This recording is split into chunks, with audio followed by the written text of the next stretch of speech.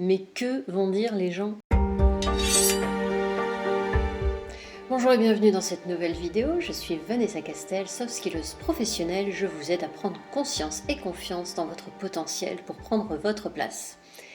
Alors, souvent on n'ose pas faire les choses tout simplement parce que on a peur du regard des autres. C'était mon cas aussi avant par rapport aux vidéos et au fait de s'exposer. Et en fait, depuis que je le fais, je reçois souvent des messages en privé pour me dire que j'ai l'air à l'aise, que je maîtrise la communication, le fait, je sais pas, de me montrer comme ça. Et en fait, je m'interrogeais sur pourquoi les personnes m'envoyaient des commentaires en privé plutôt que d'utiliser justement la partie commentaire de la vidéo. Et qui est justement là pour ça. Le but des réseaux sociaux, c'est l'interconnexion entre les personnes et c'est de pouvoir poster quelque chose et que les autres personnes interagissent, like, commentent ou partagent. Mais justement, il y a cette partie commentaire. Et en fait, souvent, il s'avère que... Alors, on peut connaître personnellement la personne et avoir envie de lui faire un commentaire aussi en privé, hein, justement, surtout si c'est une critique, ça peut être beaucoup plus constructif de le faire en privé et avec bienveillance et vraiment enfin, d'apporter un feedback constructif, hein, pas juste une critique, sinon on devient ce qu'on appelle un hater, c'est-à-dire les personnes qui, pour le coup, n'ont absolument pas peur de commenter et vont se faire plaisir sur des critiques parfois totalement subjectives, c'est-à-dire que ça pourra être même une attaque physique, enfin quelque chose qui n'a strictement rien à voir et une critique juste purement gratuite pour blesser ou pour faire mal. Voilà, mais là n'est pas la question, il y a effectivement toute cette catégorie de personnes, de haters qui commentent comme ça. Et c'est ça qui est bien dommage, c'est que les réseaux sociaux finalement regorgent de commentaires comme ça, soit une course un petit peu d'ego pour chercher à avoir le meilleur commentaire, soit le commentaire le plus blessant. Alors, le sujet de cette vidéo, c'était pourquoi les gens ne commentent pas, parce que finalement nous avons peur, je dis nous, hein, parce que j'ai été confrontée aussi à ce problème-là, qui peut aussi toujours m'arriver, c'est la peur du regard des autres. Pourquoi nous avons peur de ce fameux regard des autres? Puisque finalement nous n'avons pas envie d'être rejetés, hein. L'être humain a toujours envie et recherche constamment l'amour des autres, l'approbation des autres, et justement fait tout pour éviter d'être rejeté. Alors, euh, justement, si les personnes n'osent pas commenter en public, c'est parce que peut-être elles ont peur, soit de faire des fautes d'orthographe, de grammaire, soit d'écrire quelque chose qui n'est pas pertinent, et elles se disent oui, mais finalement ça n'apporte rien de plus.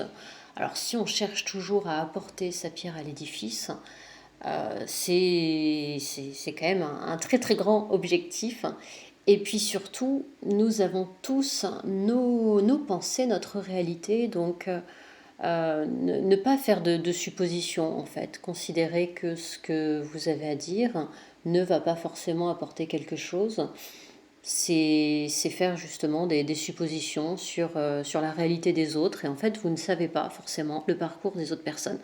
Donc vraiment j'ai envie de vous dire de ne plus être égoïste et penser à vous et au fait d'être aimé par les autres ou ne pas être rejeté par les autres, mais plutôt chercher à inspirer. Parce que finalement, en partageant, en commentant, même si vous faites des fautes, même si vous dites quelque chose qui n'a pas forcément de sens, hein, ça peut arriver, enfin, il n'y a vraiment aucun jugement là-dedans, eh bien d'autres personnes vont peut-être s'identifier dans vos commentaires, dans votre vulnérabilité aussi, dans le fait de reconnaître que bah, vous avez appris quelque chose, que vous l'ignoriez, que voilà, vraiment ne pas avoir peur de poster ses avis, ses intentions, son commentaire. Voilà, comment prendre sa place, c'est en prenant justement la parole et ça passe même dans les commentaires. Donc vraiment, je vous invite plutôt que de faire des commentaires en privé, vous pouvez bien évidemment toujours continuer à en faire et je me fais un plaisir de répondre à vos questions, mais n'hésitez pas vraiment à commenter sur les réseaux sociaux aussi de manière publique. Et là, j'ai envie de vous parler finalement d'algorithmes.